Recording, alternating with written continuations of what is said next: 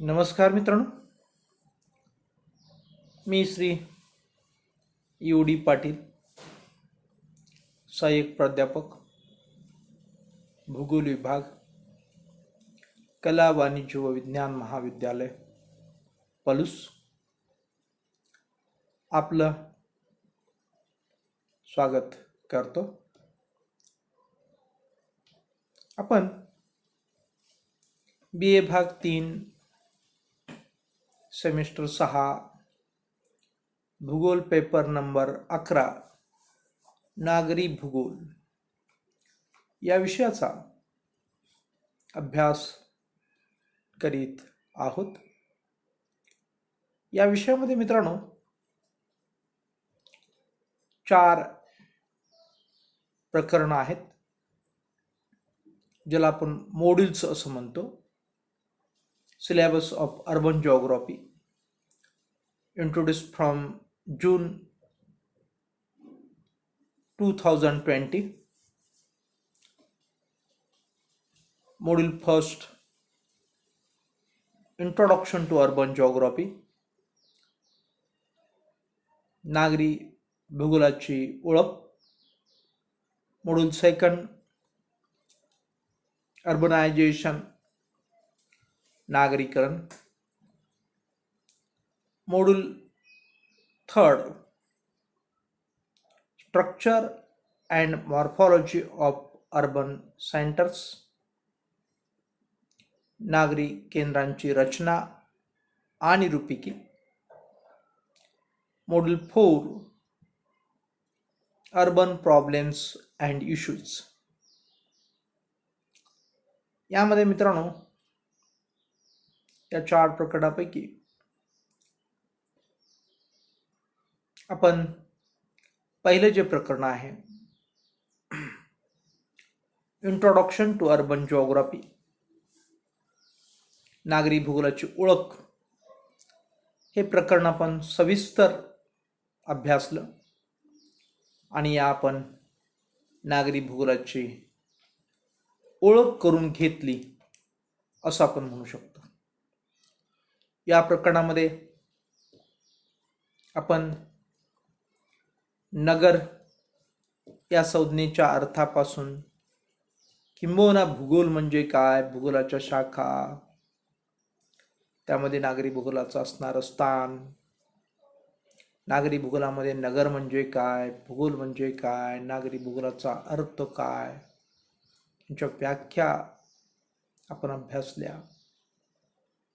नागरी भूगोलाचं स्वरूप आपण अभ्यासलं. नागरी भूगोलाची व्याप्ती किंवा विषय सामग्री किंवा क्षेत्र आपण अभ्यासलं. नागरी भूगोलाच्या संदर्भात असणाऱ्या परिभाषा आपण अभ्यासल्या. नगरांची वैशिष्ट्ये आपण अभ्यासली. या बरोबर आपण नागरी भूगोलाचं महत्त्व आपण अभ्यासलं. अशा अनेक गोष्टींचा अभ्यास आपण इंट्रोडक्शन टू अर्बन जिओग्राफी या पहिल्या प्रकरणामध्ये केलेला आहे. आणि आता आपल्याला मॉड्यूल सेकंड, अर्बनायझेशन म्हणजे नागरीकरण, या प्रकरणाकडे वळायचं आहे. मित्रांनो, नागरीकरण यालाच इंग्लिशमध्ये अर्बनायझेशन असं म्हणतात. मॉड्यूल सेकंड, अर्बनायझेशन, यामध्ये आपण काय अभ्यासणार आहोत? साइट अँड सिच्युएशन म्हणजेच नगराचे स्थान व स्थिती. सिग्निफिकन्स अँड टाइप्स, या स्थानाचे महत्त्व आणि प्रकार, स्थितीचे महत्त्व आणि प्रकार आपण अभ्यासणार आहोत. Concept and factors of urbanisation म्हणजेच नागरीकरण यावरती परिणाम करणारे घटक आपण पाहणार आहोत किंवा नागरीकरणाचे घटक आपण पाहणार आहोत. याशिवाय नागरीकरणाची संकल्पनाही आपण अभ्यासणार आहोत किंवा नागरीकरणाची संकल्पना व नागरीकरणावर परिणाम करणारे घटक किंवा नागरीकरणाचे घटक, काही म्हणा. या मुद्द्याची चर्चा करताना आपण यावरती अधिक भाष्य करू.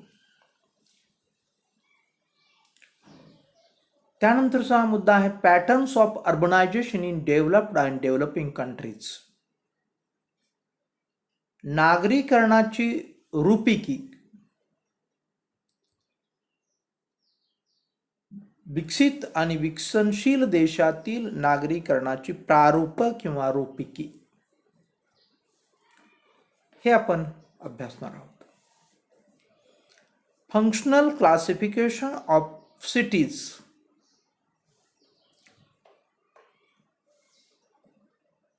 Functional classification,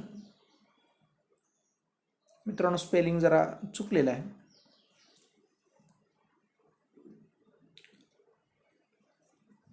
functional classification of cities म्हणजे कार्यानुसार वर्गीकरण. स्पेलिंग पाहिजे होतं FUNTIONAL, म्हणजे FIC झालेला आहे, तिथं FUN पाहिजे होतं. फंक्शनल क्लासिफिकेशन ऑफ सिटीज म्हणजेच नगराचे कार्यानुसार वर्गीकरण. या सर्व प्रकरणाचा आपण अभ्यास करणार आहोत. हे सर्व घटक आपण अभ्यासणार आहोत. यामधील पहिला घटक जो आहे तो आहे नगरे व शहरांचे स्थान व स्थिती. नगरे व शहरांच्या स्थापनेत मित्रांनो स्थान व स्थितीला विशेष महत्त्व असते किंवा आहे. भूतकाळात होतं, आताही आहे आणि भविष्य काळातही राहणार आहे. नगराच्या किंवा शहराच्या स्थापनेमध्ये स्थान आणि स्थितीला विशेष महत्त्व राहणार आहे. त्याचं कारण आहे मित्रांनो की नगराचा किंवा शहरांचा विकास, विस्तार, त्याचं स्वरूप या सर्व गोष्टीवरती स्थानाचा व स्थितीचा किंबहुना या दोन्ही गोष्टीचा प्रभाव पडतो. मी तुम्हाला या संदर्भात एक उदाहरण देईन. आपण मुंबई शहराचं उदाहरण घेऊया की मुंबई या शहराचं स्थान आहे हे किनारवरती आहे, तटवर्ती आहे किंवा बंदराचं स्थान आहे. त्यामुळं या शहराला जे काही आंतरराष्ट्रीय व्यापाराचं केंद्र किंबहुना आपल्या देशाची आर्थिक राजधानी, औद्योगिक शहर, पर्यटनाचं शहर, शैक्षणिक शहर, आर्थिक उलाढालींचं शहर, प्रशासकीय शहर, अशा अनेक प्रकारची बिरुद किंवा विशेषण या शहराला जी काही प्राप्त झाली मित्रांनो ती या स्थानामुळं, म्हणजे स्थानामुळं या शहराला अशा प्रकारची स्थिती प्राप्त झाली. व्यापारी शहर म्हणून उदयास आलं, आर्थिक राजधानीचं शहर म्हणून उदयास आलं, फिल्म इंडस्ट्रीजसाठी बॉलिवूडचं शहर म्हणून उदयास आलं, शिक्षणासाठीचं महत्त्वपूर्ण केंद्र म्हणून उदयास आलं, उद्योग धंद्यांच्यासाठीचं शहर म्हणून उदयास आलं,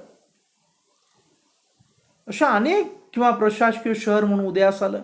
ही सर्व या शहराची स्थिती आहे. हे स्थानामुळं शक्य झालेलं आहे. म्हणजे या स्थानाचा ज्याला आपण किनारवर्ती म्हणा किंवा बंदराचं स्थान म्हणा किंवा तटवर्ती स्थान म्हणा, या स्थानामुळं या शहराला अशा प्रकारची स्थिती प्राप्त झाली, स्थान आणि स्थिती. आणि म्हणून या शहराचा जो काही विकास आहे, विस्तार आहे, त्याचं स्वरूप आहे, हे निश्चित करायला स्थान आणि स्थिती मदत करते, हे आपल्याला या ठिकाणी लक्षात येतं.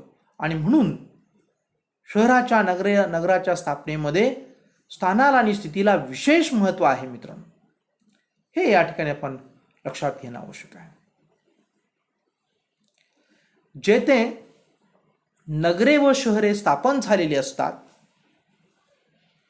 त्या भूमीशी स्थानाचा संबंध असतो. पहा, जेथे नगरे व शहरे स्थापन झालेली असतात त्या भूमीशी स्थानाचा संबंध असतो.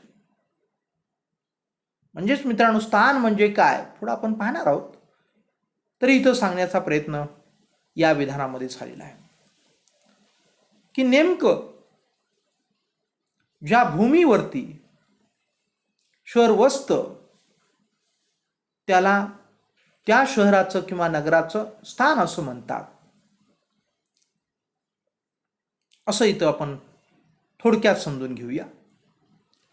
ही संकल्पना आपण विस्तृत पुढे पाहणार आहोत.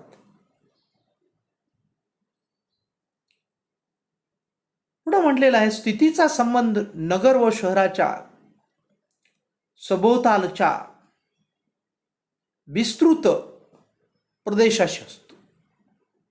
पहा, स्थितीचा संबंध नगर व शहराच्या सभोवतालच्या विस्तृत प्रदेशाशी असतो.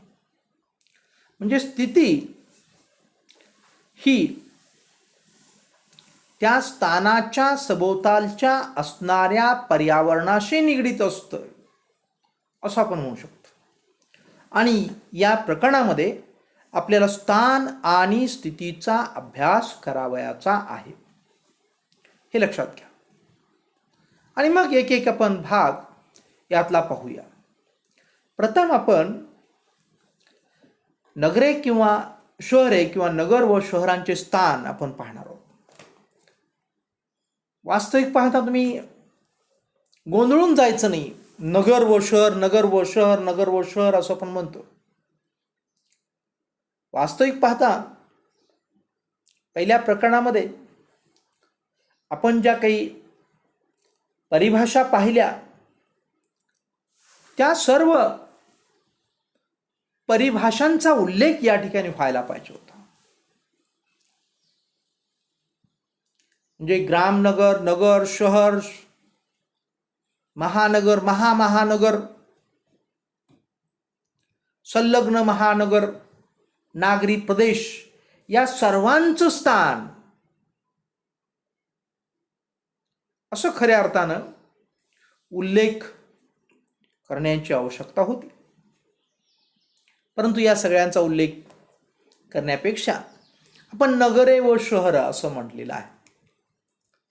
म्हणजे बाकीच्या सर्व संज्ञा यामध्ये आपण अभिप्रेत आहेत मित्रांनो. सर्व संज्ञा घेणं शक्य नाही, म्हणून आपण या दोन संज्ञा इथं वापरतोय, नगरे व शहरांचे स्थान. मग फक्त एकच संज्ञा वापरली असती तर मग आपल्याला असाही प्रश्न पडला असता की बाकीच्यांचा आपण अभ्यास करत नाहीये. म्हणजे ग्राम, नगर, नगर, शहर, महानगर, महामहानगर, संलग्न नगर किंवा संलग्न नागरी प्रदेश, या सगळ्यांचा आपण अभ्यास करत नाही, फक्त त्यातल्या शहरांचाच अभ्यास करतो असं आपण समज करून घेऊ शकता. म्हणून नगरे व शहरे या दोन्ही संज्ञा वापरून आपल्याला या ठिकाणी सूचित करण्यात येत आहे की या सर्वच संज्ञा या ठिकाणी वापरणं अपेक्षित आहे, किंवा या सर्व संज्ञांचं प्रतिनिधित्व या दोन संज्ञा किंवा परिभाषा नगरे व शहरे हे करीत आहेत, हे या ठिकाणी लक्षात घेणं आवश्यक आहे. आता नगरे व शहरांचे स्थान व स्थिती या मुद्द्यामध्ये आपण थोडक्यात समजून घेतलं. स्थान म्हणजे काय, स्थिती म्हणजे काय, स्थानाचं व स्थितीचं महत्त्व. परंतु आता आपल्याला या स्थान व स्थितीपैकी फक्त स्थानाचाच विचार करायचा आहे. नगरांचे किंवा शहरांचे किंवा या सर्व जी काही संज्ञा आपण वापरल्या या सर्वांच्या स्थानासंदर्भात फक्त आपल्याला चर्चा या ठिकाणी करायची आहे.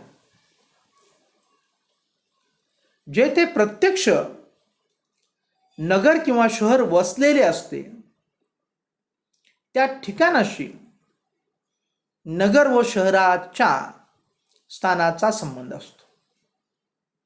पहा, स्थान म्हणजे काय हे ह्या ठिकाणी समजावून सांगण्याचा प्रयत्न या ठिकाणी आपण करायचा किंवा समजून घेण्याचा प्रयत्न आपण करायचा की जे ते प्रत्यक्ष नगर व शहर वसलेले आहे त्या भूमीशी, त्या भूमीला स्थान असं म्हणतात, त्या ठिकाणाला स्थान असं म्हणतात. इतकी सोप्या शब्दामध्ये आपण सांगितलेलं आहे. परंतु मित्रांनो, एवढं सांगून पुरेसं होत नाही. समजा तुम्ही एका नवीन शहराला भेट दिली. तुम्ही पलूस शहरामध्ये राहताय आणि नवीन शहराला भेट दिली, पुणे शहराला भेट दिली. पहिल्यांदाच तुम्ही पुणे शहर पाहून आला आणि तुमचे मित्र तुम्हाला विचारताय,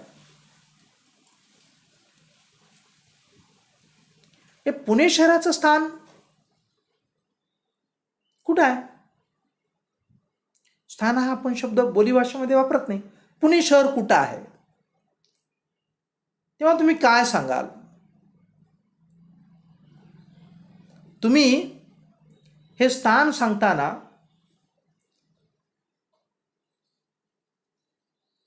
तुमच्या व्यवहारातल्या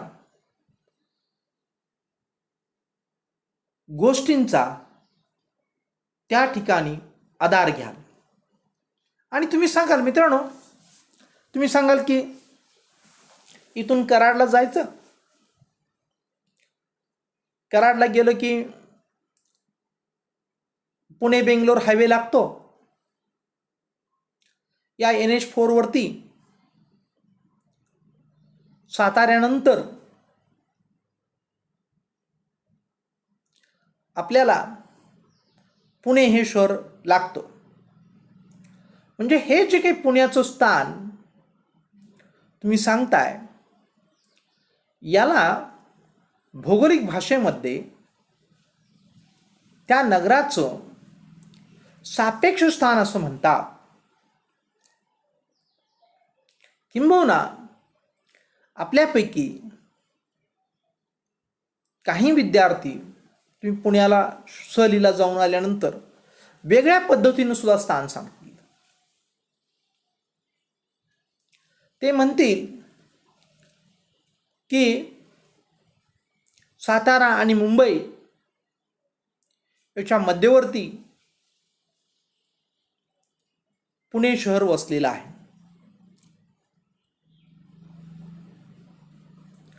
अशा प्रकारे वेगवेगळ्या गोष्टींचा आधार घेऊन तुम्ही हे पुणे शहर कुठं आहे हे सांगण्याचा जो काही प्रयत्न तुम्ही कराल तो प्रयत्न म्हणजेच त्या शहराचं सापेक्ष स्थान असतं. म्हणजे स्थान दोन प्रकारे व्यक्त केलं जातं. एक असतं सापेक्ष स्थान, एक असतं निरपेक्ष स्थान. आपण सापेक्ष स्थान आता पाहिलं. सापेक्ष स्थान हे व्यक्ती परत्वे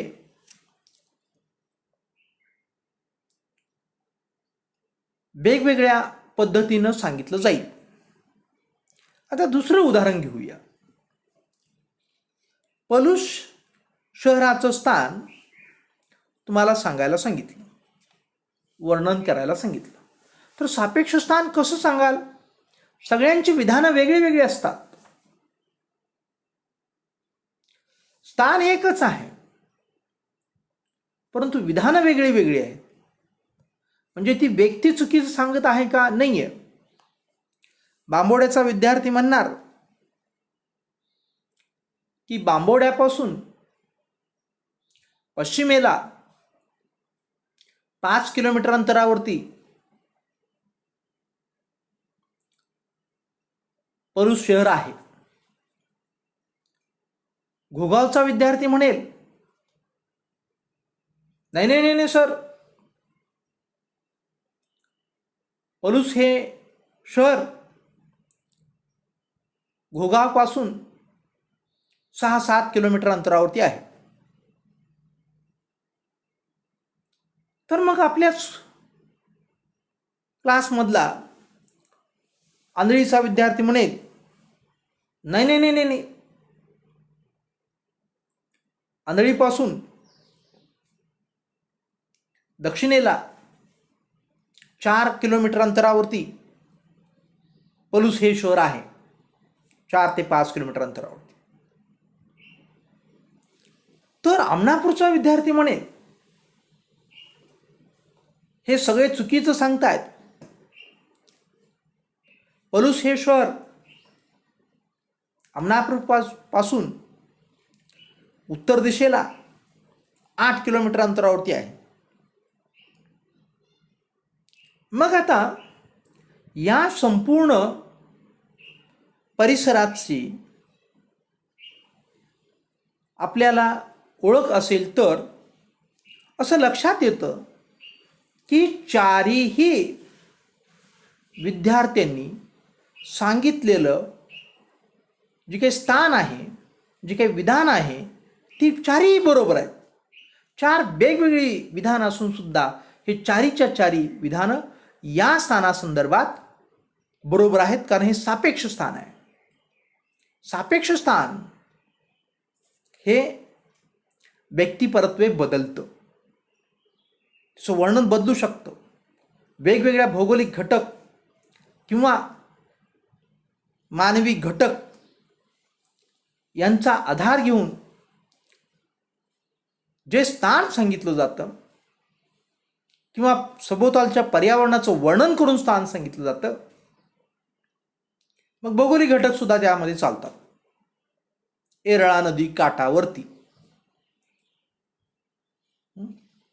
किंवा येरळा नदीच्या खोऱ्यावरती किंवा खोऱ्यामध्ये, कृष्णा नदीच्या खोऱ्यामध्ये असं, किंवा येरळा नदीपासून एवढ्या अंतरावरती, कृष्णा नदीपासून एवढ्या अंतरावरती. वसाहतीचाच आधार घ्यायला पाहिजे असं नाही, कोणताही आधार तुम्ही घेऊ शकता आणि आपण या शहराचं स्थान सांगू शकता. हे जे काही स्थान आहे, हे मित्रांनो स्थान जे सांगितलं जातं याला सापेक्ष स्थान असं म्हणतात. याला सापेक्ष स्थान असं म्हणतात. आणि दुसऱ्या प्रकारचं जे स्थान सांगितलं जातं त्याला मित्रांनो निरपेक्ष स्थान असं म्हणतात. आणि हे निरपेक्ष स्थान मात्र या ठिकाणी वेगवेगळं असत नाहीये, याच्यामध्ये एक वाक्यता असते. हे स्थान अक्षांश आणि रेखांश यांच्या साह्यानं सांगितलं जातं, म्हणून ते गणिती आहे किंवा ते निरपेक्ष आहे. ते स्थान सांगितलेलं स्थान बदलणारं नाहीये. याला आपण निरपेक्ष स्थान असं म्हणतो, अक्षांश रेखांशच्या साह्यानं सांगितलेलं स्थान. मात्र सापेक्ष स्थानाच्या संदर्भात व्यक्तिपरत्वे वर्णन वेगवेगळं असू शकतं. एक उदाहरण पण आपल्याला देता येतं. समजा तुमच्या गावामध्ये एक कुत्रा एका कोंबडीच्या मागे लागला आणि त्या कुत्र्यानं त्या कोंबडीला पकडलं आणि मारलं आणि खाल्लं. 2 मुलांना वर्णन करायला सांगितलं. एक पोरगा वर्णन करेल, कुत्र्यानं असा पाठलाग केला, असा पाठलाग केला, असा पाठलाग केला की कोंबडीची काही सुटकाच नाही. कुत्र्याच्या तावडीतून सुटका नाही झाली. त्या कोंबडीला पकडली, जीवानिशी मारली, आपलं पेट भरलं आणि फेस्ट केली कुत्र्यानं. असं वर्णन पोट भरून घेतलं. दुसरा विद्यार्थी किंवा दुसरा निरीक्षण करणारा म्हणेल, बिचारी कोंबडी स्वतःचं प्राण वाचवण्यासाठी खूप पळाली, मध्ये मध्येच आपल्या पंखांच्या साह्यानं हवेत पण उडाली, इकडं गेली तिकडं गेली, परंतु त्या नालायक कुत्र्याच्या पुढं तिचं काही चाललं नाहीये. बिचारेला तिला स्वतःचे प्राण गमवावे लागले. खूप दुःखद घटना घडली. वर्णन 2, घटना 1. पहा, घटना 1, वर्णन 2. याला म्हणायचं सापेक्ष स्थान. म्हणजे सापेक्ष वर्णन म्हणूया, स्थान म्हणण्यापेक्षा सापेक्ष वर्णन. सापेक्ष या शब्दाचा अर्थ सांगण्यासाठी मला मी उदाहरण दिलेलं आहे. तसं मग ह्या सापेक्ष स्थानासंदर्भात एक वाक्यता असत नाही. थोडक्यात आपण जे काही ज्या भूमीवरती शहर नगर वसलेलं असतं त्या भूमीला, त्या शहराचं किंवा त्या ठिकाणाला, त्या शहराचं, त्या नगराचं स्थान असे म्हणतात. हे आपण या ठिकाणी समजून घेतलेलं आहे. आणि ते स्थान सापेक्ष आणि निरपेक्ष या दोन्ही पद्धतीनं सांगितलं जातं. हे आपण या ठिकाणी लक्षात घेतलेलं आहे. नगराच्या व शहरांच्या विकासाच्या दृष्टीने त्याचं स्थान खूप महत्त्वाचं आहे. म्हणून नगराच्या शहराच्या स्थानाचा विचार करताना अशा स्थानाचा विचार केला जातो की जे नगर व शहराच्या दृष्टीने सुविधाजनक असेल. पहा मित्रांनो,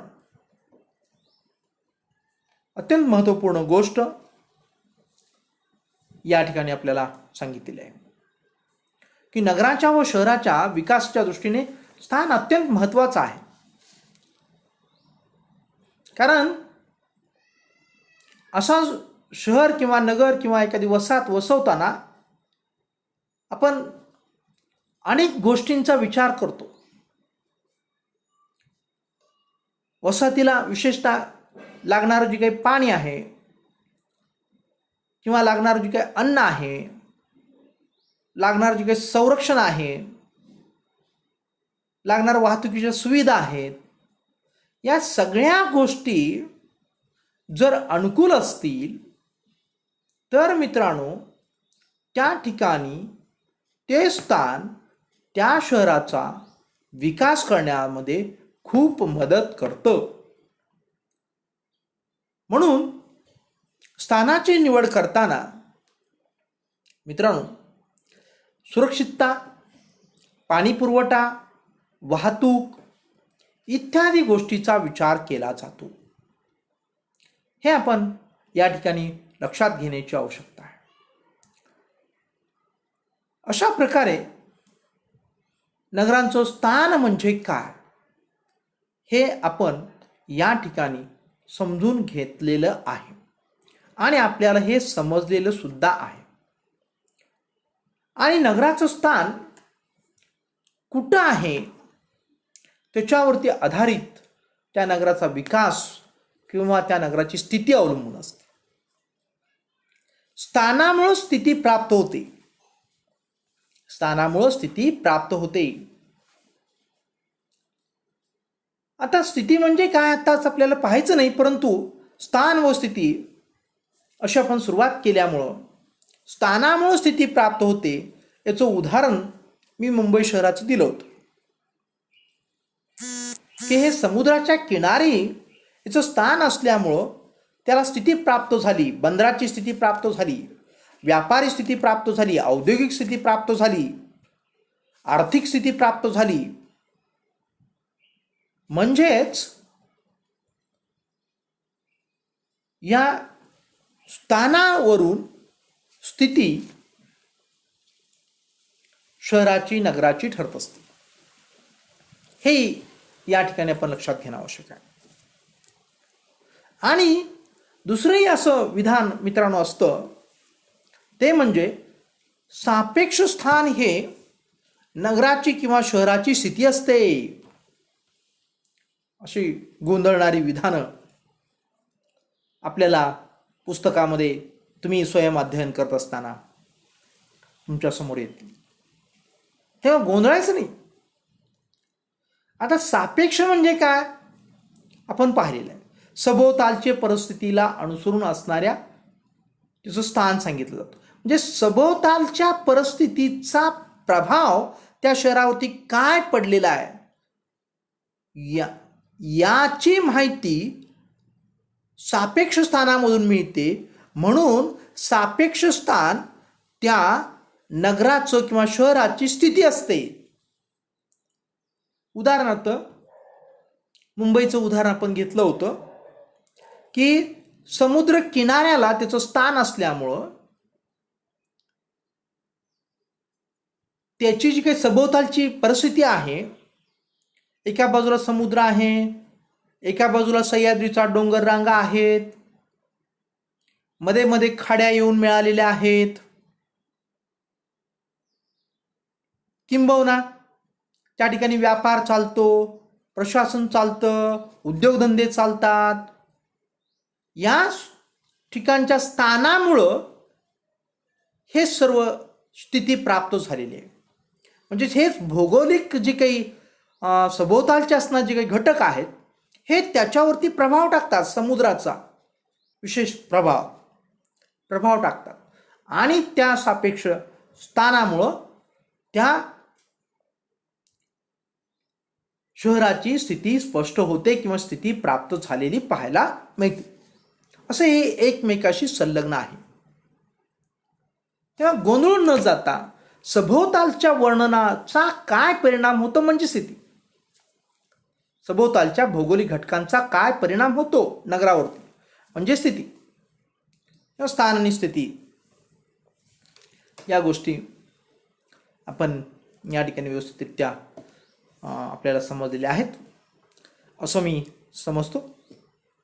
आणि मित्रांनो, या ठिकाणी आपण वेळ संपलेली असल्यामुळं थांबूया आणि पुढील तासाला आपण पुढच्या गोष्टीकडं म्हणजेच नगरे व शहरांचे जे काही स्थान म्हणजे काय पाहिल्यानंतर